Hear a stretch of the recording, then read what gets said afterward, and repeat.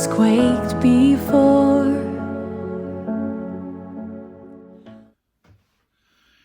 Hello and welcome to another Thought for the Day. I once had a church warden who would occasionally phone me up and say, "Can I pop in for a cup of tea on the way back from work?" And when he arrived, we'd make said cup of tea and kill some time with some fairly innocuous conversation. But then he'd say to me, "Peter, you need to take some holidays. You're getting grumpy with us." And he knew that when I got tired or things were particularly busy and perhaps even stressful, I was getting short, perhaps at team meetings or at PCC or whatever, and he'd say to me, "Take some time off." Now, the reason I mention it is he was a man who was prepared to tell me the truth. And when we look back through life, I guess they're the people, the friendships that we truly value. He cared enough to tell the truth. And I'm going to read Psalm 51. It's a psalm that we read frequently in Lent. We always read it on Ash Wednesday to start Lent. And it's when King David is told some truth by Nathan the prophet. It's immediately after that time. And David writes this. He said, "Have mercy on me, O God, according to your unfailing love. According to your great compassion, blot out my transgressions. Wash away all my iniquity and cleanse me from my sin. For I know my transgressions and my sin is always before me. Against you, you only have I sinned and done what is evil in your sight. So you're proved right when you speak and justified when you judge." So, how's Lent going for you? It's a time the church has used in varying ways down through the centuries as we prepare ourselves for the great events of Holy Week, for the Passion of Jesus. One of the things that I often think is that Lent is a bit like going to the dentist. When we have to go to the dentist, it looms in the diary. None of us find it a very pleasant experience. And when we get there, despite maintaining our teeth on a regular basis, the dentist beckons and there is a poking and a prodding and a scraping. And even if you're given a clean bill of health, there's then the visit to the hygienist hooking out the plaque, etc. The dentist puts his or her mirror in our mouths and has a good look round. He peers at past x-rays and very often finds more to do. But right at the beginning, we have to open wide. We have to let the dentist have access to our mouths and our teeth.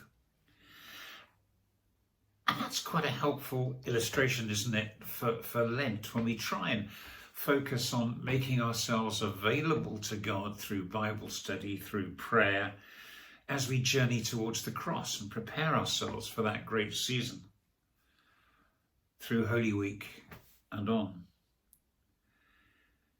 We let the dentist look into all the places which to us are hidden, and perhaps God does the same.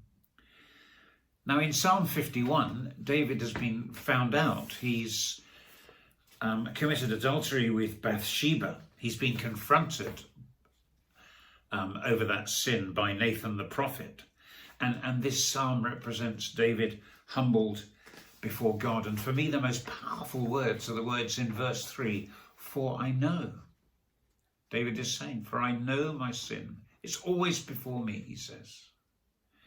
And then he knows the only place that he can turn for mercy is to God.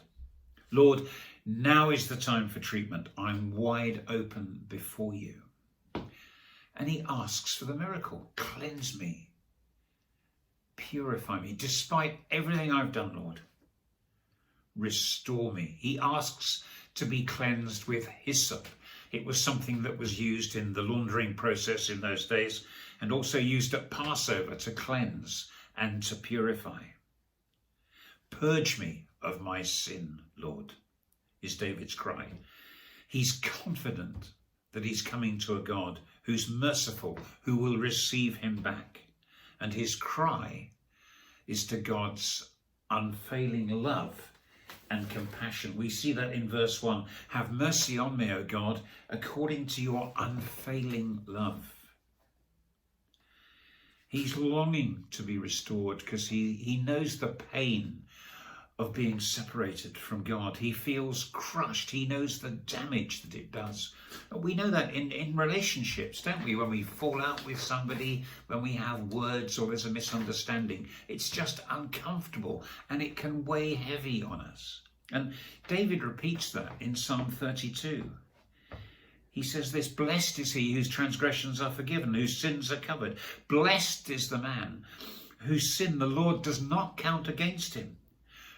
When I kept silent, he writes, my bones wasted away through my groaning all day long. For day and night your hand was heavy upon me, my strength was sapped. Then I acknowledged my sin to you and did not cover up my iniquity. I said, I will confess my transgressions to the Lord, and you forgave the guilt of my sin. And that's the good news. That's the great news, is God's longing and desire for us to grow in him, to be free of sin and to walk in his ways, for him to be our delight.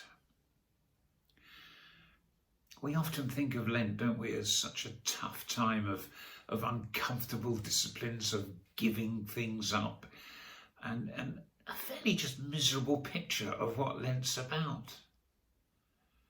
But what if it's about a God who loves us so much and cares about us so much that he doesn't just want to leave us where we are?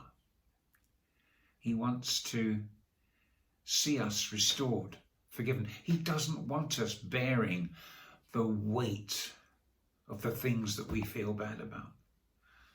He doesn't want us to go around feeling unforgiven. He wants us to know his great love. And Lent is a time we can rethink and bring all this stuff to him, open wide our mouths, and if you like, let God have a good look. Create in me a pure heart, is David's cry. Renew a right spirit within me. And that's asking for a miracle. But he knows he's coming to a God who's prepared to do that. When we come to God and we say, Lord, I'm sorry, I got it wrong, we're forgiven, we're restored. God stands us back on our feet again. He doesn't want us to carry that weight the whole time. And the season of Lent reminds us, in preparation for Easter, that God loved us so much that he sent his Son, who came among us as one who would die and make that journey to Calvary for each one of us. He set his face to Jerusalem that we might be restored to the Father through the power and the forgiveness of the cross and know new life through the resurrection. So yes, it is a time of discipline, of soul searching, of opening wide so God can have a good look.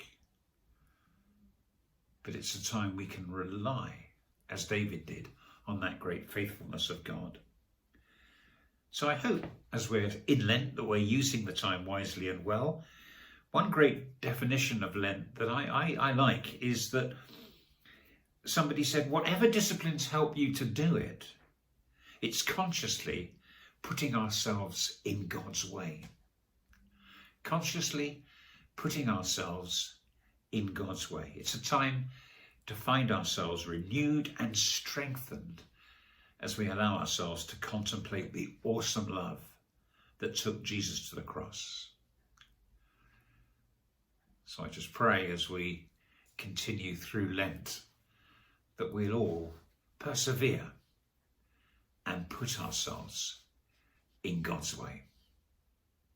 Bless you. Amen.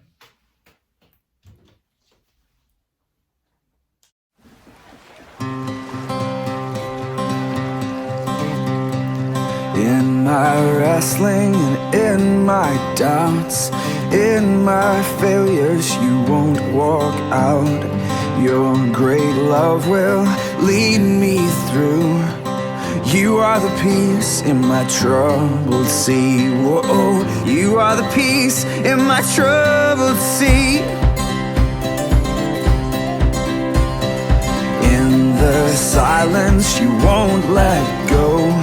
In the questions your truth will hold. Your great love will lead me through. You are the peace in my troubled sea. Whoa, you are the peace in my troubled sea. My lighthouse,